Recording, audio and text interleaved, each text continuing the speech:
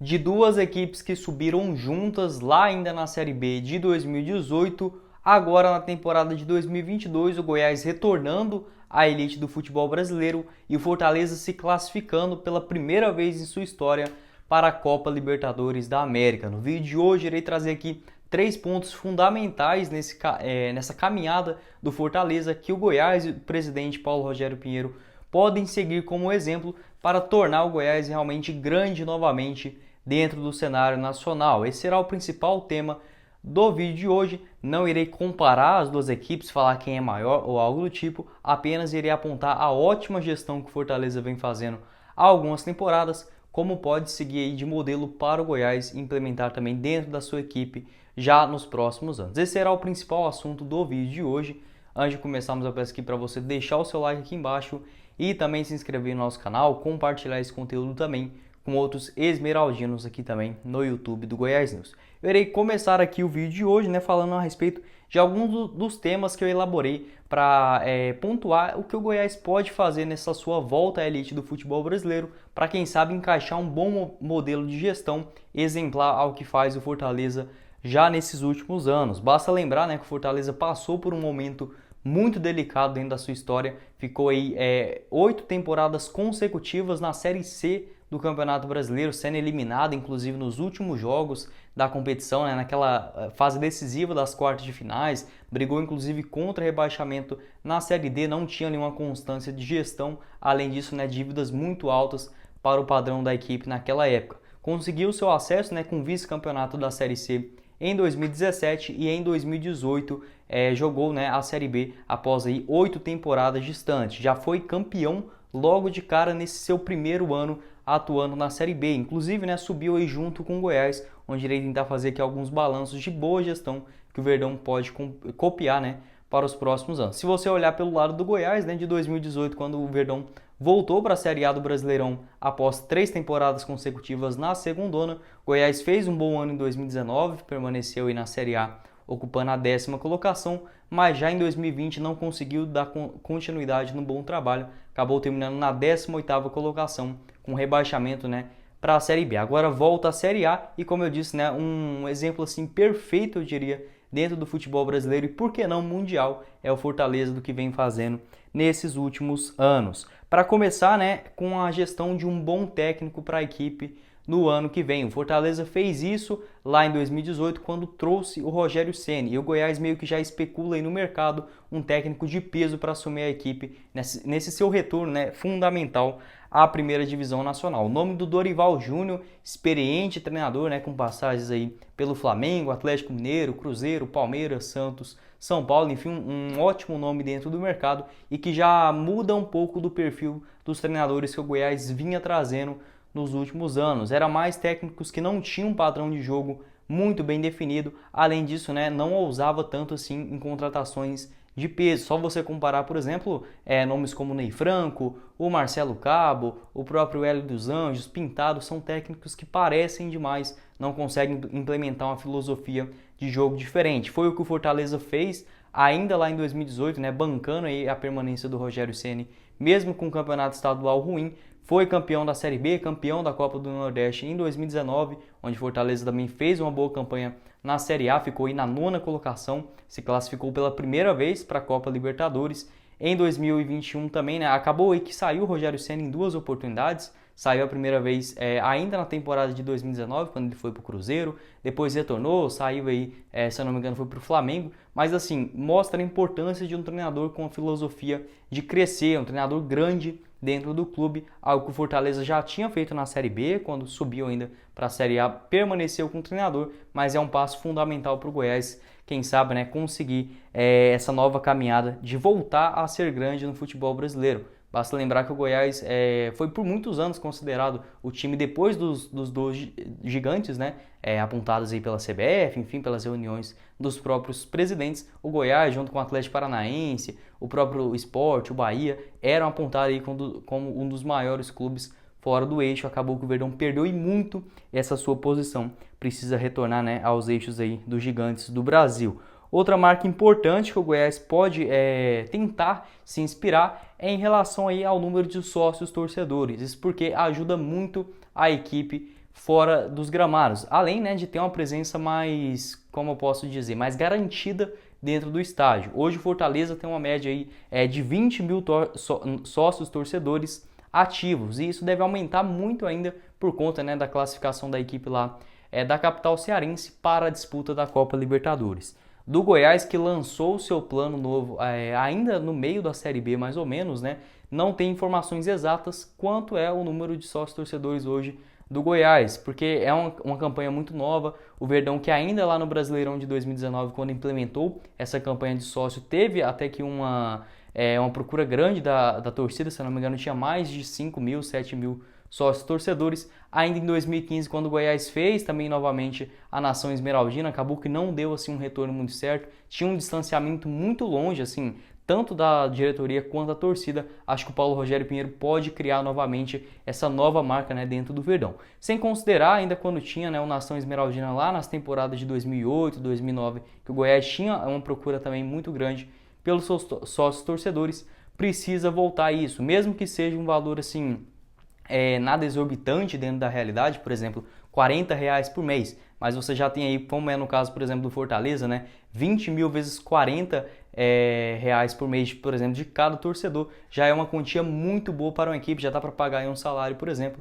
de um bom jogador, além, claro, de ter essa presença garantida dos torcedores dentro do seu estádio. O Fortaleza jogando dentro do Castelão realmente foi praticamente imbatível nessas últimas temporadas. Então essa questão do sócio torcedor e também propriamente falando do estádio, né? O Goiás adotando o seu estádio da Serrinha, criando propriamente a sua casa, como vem fazendo nos últimos anos, além de ter um apoio maior do seu torcedor, pode ter essa adesão aí do sócio, né, também, e realmente ganhar para ambas as partes, né, tanto a questão financeira do clube quanto o apoio da sua torcida. Indo agora para mais um ponto que eu consegui elencar aqui como um dos mais principais em relação à boa gestão que vem fazendo o presidente Marcelo Paz por trás aí do Fortaleza, né? Já são algumas boas temporadas, apesar de algumas dívidas que acabaram passando aí do padrão durante, né, ainda a paralisação do Campeonato Brasileiro no ano passado. Fazendo uma comparação de quando terminou o primeiro ano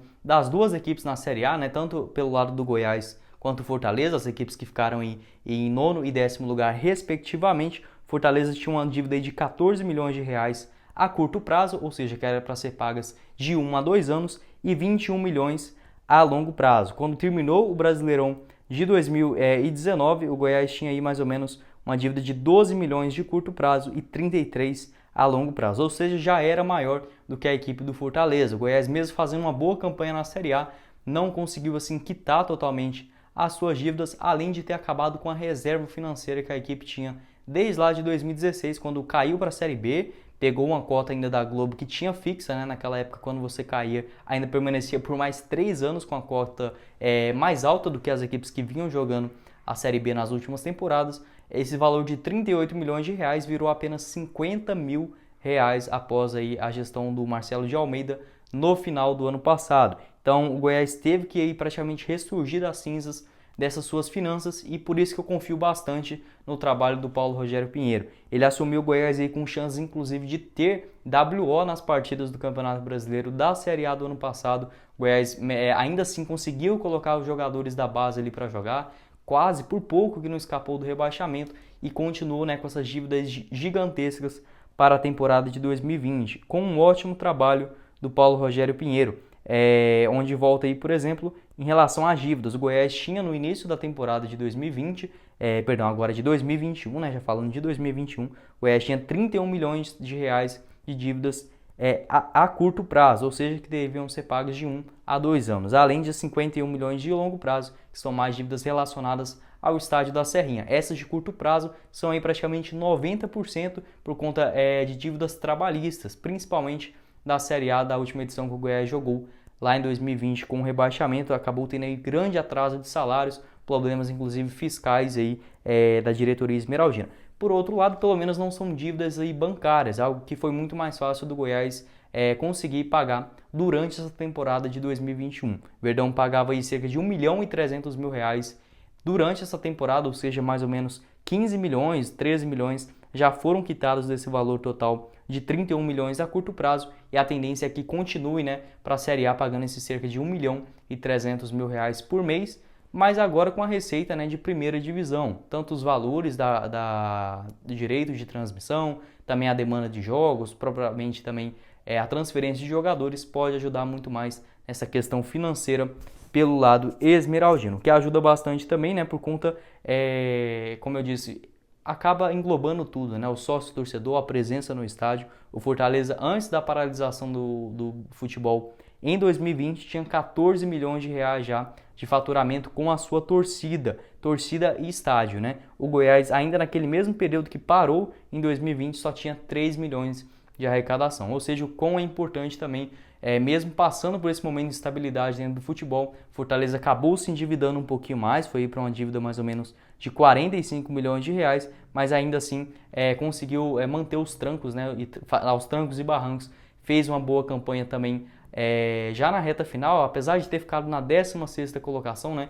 iniciou muito bem o Brasileirão, mas acabou caindo na reta final, não teve aquela constância como foi nesse ano de 2021, fundamental para garantir o seu acesso à Copa Libertadores. Ou seja, né, essas relações assim, tanto como eu disse, de técnicos, um outro exemplo é hoje, né, o atual técnico do Fortaleza, né, o Vojvoda, acabou fazendo um trabalho excelente à frente do Leão, ou seja, inovando, né, o Fortaleza trouxe o Rogério Ceni, apostou no seu trabalho, deu continuidade, agora contrata um técnico estrangeiro sem seguir aquela modinha, trouxe realmente porque confiou no trabalho do treinador e que fez aí um excelente, né, desempenho à frente do Fortaleza. Acho que são pontos importantes para o Goiás levar em consideração, algo que o Fortaleza investiu muito nos últimos anos, mas que o Goiás não irá precisar fazer em relação à infraestrutura. Isso porque o Fortaleza, isso foi até próprias palavras do presidente Marcelo Paz, quando o Fortaleza estava na Série C, não conseguia aí ter constância de receitas